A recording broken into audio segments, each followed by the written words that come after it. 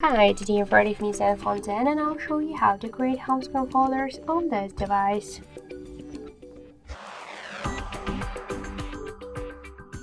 So first hold for a while home screen with your finger and then drag just the application, one application to another one, and by this way we just successfully created the new home screen folder.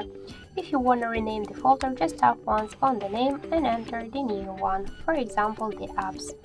Move this folder here on the screen or between the screens just by hold and drag it.